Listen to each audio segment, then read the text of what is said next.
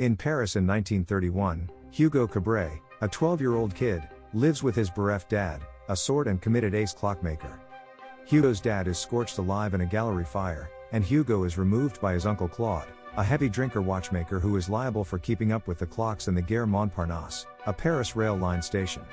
His uncle trains him to deal with the tickers, then vanishes. Hugo lives between the walls of the station, maintaining the clocks, stealing food and working on his father's most ambitious project, repairing a broken automaton, a mechanical man who should compose with a pen. Persuaded that the machine contains a message from his dad, Hugo takes frantic measures to fix it.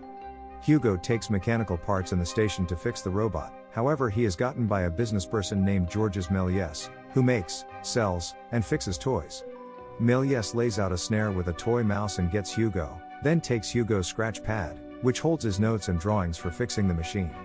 Hugo presses for the arrival of his journal, so the irate Méliès, who's extremely inspired by the scratch pad, yells at him, calling him a criminal. Hugo runs.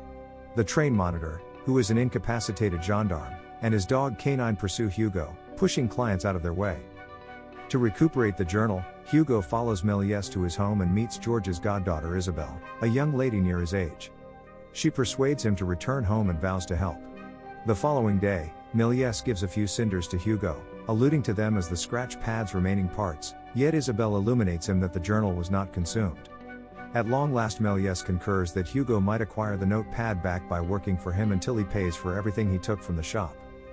Hugo works in the toy shop, and in his time off figures out how to fix the machine, yet it is as yet unaccounted for one piece, a heart-molded key. Hugo acquaints Isabelle with the motion pictures, which her guardian has never let her see. They slip into a venue to see a quiet film without purchasing a ticket.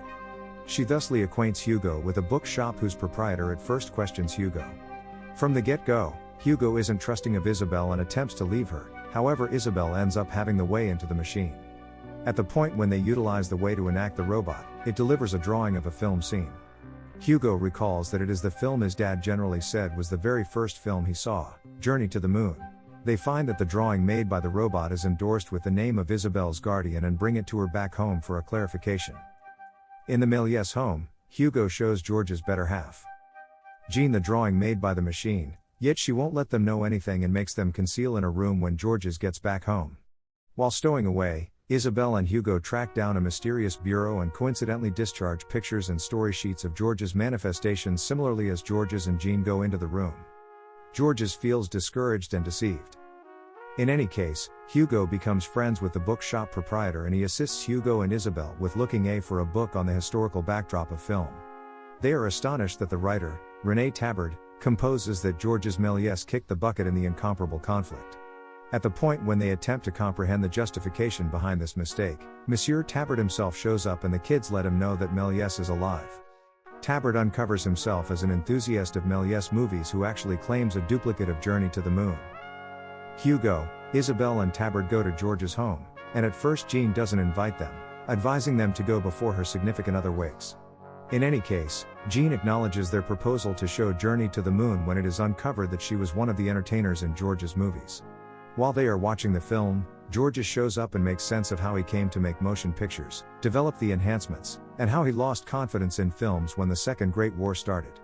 He went belly up and had to sell his movies for the worth of the celluloid film stock, which was broken down to make things like fastens and shoe heels.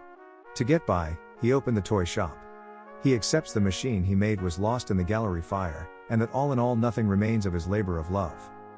Hugo chooses to return to the station to get the robot, yet on appearance he is cornered by the station examiner and his canine. He gets away, hurries to the highest point of the clock pinnacle, and stows away by moving out onto the hands of the clock. When the examiner is gone he snatches the machine and runs for the exit with it, yet he is caught by the auditor and the robot is tossed to the railroad tracks. Hugo attempts to save it, however there is a train coming. Moving onto the tracks at any rate, he is nearly run over when the official recovers him and the robot and continues to confine him. Hugo begs the official, however at that point Georges shows up and claims that Hugo is in his consideration. Finally Georges is honored for his films, Tabard announcing that some 80 Méliès films have been recovered and restored. Georges thanks Hugo for his actions, and then invites the audience to follow his dreams. Hugo becomes Georges' apprentice and Isabelle decides to be a writer. Don't forget to like and subscribe to not miss my next video.